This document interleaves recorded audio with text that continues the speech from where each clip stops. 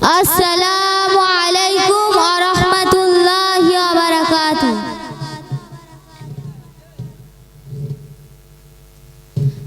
নাহমাদুহু ওয়া নুসাল্লি আলা রাসূলিহিল কারীম, আম্মা বা'দ। ফাউযু বিল্লাহি মিনাশ শাইতানির রাজীম। বিসমিল্লাহির রহমানির রহিম। আল্লাহ তাআলা সমগ্র মানব জাতিকে নিজের ইবাদতের জন্য সৃষ্টি করেছেন। ইবাদতের মধ্যে সবচেয়ে গুরুত্বপূর্ণ ইবাদত হলো নামাজ। নামাজের মাধ্যমে মানুষ আল্লাহ তাআলার সঙ্গে কথা বলে। যখন সে সিজদা করে তখন আল্লাহ তাআলা খুব নিকটবর্তী হয়ে যায়। আল্লাহ তাআলা কুরআন শরীফে এক জায়গায় নয়, দু জায়গায় নয়, ৮২ জায়গায় নামাজ প্রতিষ্ঠিত করার নির্দেশ দিয়েছেন। এটা এত গুরুত্বপূর্ণ ইবাদত যে আল্লাহ তাআলা আমাদের নবী করিম সাল্লাল্লাহু আলাইহি ওয়াসাল্লামকে নিজের কাছে ডেকে নামাজের নির্দেশ দিয়েছেন এবং মুসলমানদের উপর ৫ ওয়াক্ত নামাজ ফরজ করেছেন। আমাদের প্রিয় নবী সাল্লাল্লাহু আলাইহি ওয়াসাল্লাম জীবন দশায় অতি গুরুত্ব সহকারে নামাজের প্রতি যত্নশীল ছিলেন, এমনকি নিজের শেষ মুহূর্তেতেও নামাজের নির্দেশ ছিলেন। সুতরাং আমরা আমাদের নামাজের প্রতি খুবই যত্নশীল হওয়া উচিত। মহান আল্লাহ তাআলা আমাদের সকলকে নিয়মিত ৫ ওয়াক্ত নামাজ পড়ার তৌফিক দান করুন, আমিন। আখিরাতু আমানা আলহামদুলিল্লাহি রাব্বিল আলামিন।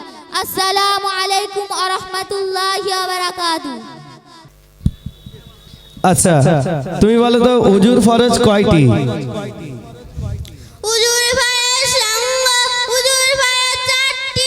নাম্বার ১, কপালে চুল থেকে থুত নিয়ে নিচ পর্যন্ত, এক কানে লতি থেকে অন্য কানে লতি পর্যন্ত সমস্ত মুখমণ্ডল একবার ধৌত করা। নাম্বার ২, উভয় হাত অনুসরণ একবার ধৌত করা। নাম্বার ৩, এক মাথার এক চতুর্থাংশ একবার মাসাহা করা। নাম্বার ৪, উভয় পা অনুসরণ একবার ধৌত করা।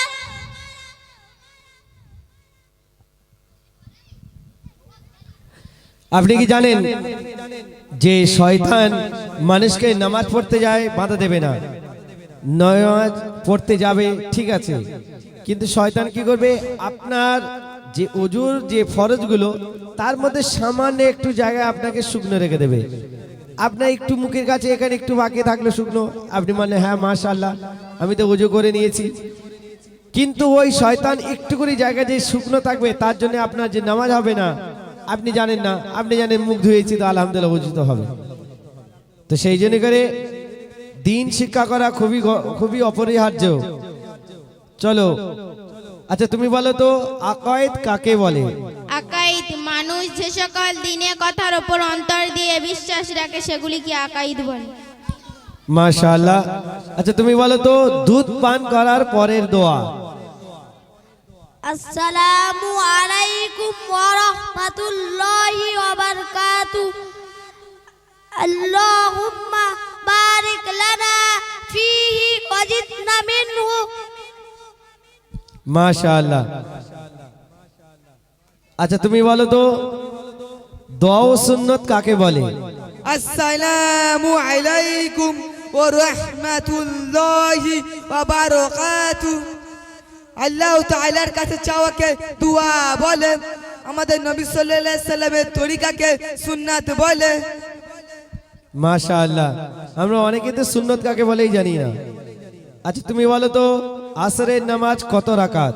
আসরের নামাজ ৮ রাকাত, ৪ রাকাত সুন্নতে গায়রে মুআক্কাদা, ৪ রাকাত ফরজ। মাশাআল্লাহ মাশাআল্লাহ। আমরা অনেকে জানি তো আসরের নামাজ ৪ রাকাত, ৪ রাকাত পড়ে চলে আসি, কিন্তু তার আগে ৪ রাকাত সুন্নত গায়রে মুআক্কাদাও আছে। ঈশার নামাজ কত রাকাত ও কি কি? ঈশার নামাজ ১৭ রাকাত, ৪ রাকাত সুন্নতে গায়র মুআক্কাদা, ৪ রাকাত ফরজ, ২ রাকাত সুন্নতে মুআক্কাদা, ২ রাকাত নফল, ৩ রাকাত বিতির ওয়াজিব, ২ রাকাত নফল। বাবু তুমি বলো তো মুসলমানদের উপর কত ওয়াক্ত নামাজ ফরজ করা হয়েছে? মুসলমানের উপর ৫ ওয়াক্ত নামাজ পড়া ফরজ রয়েছে।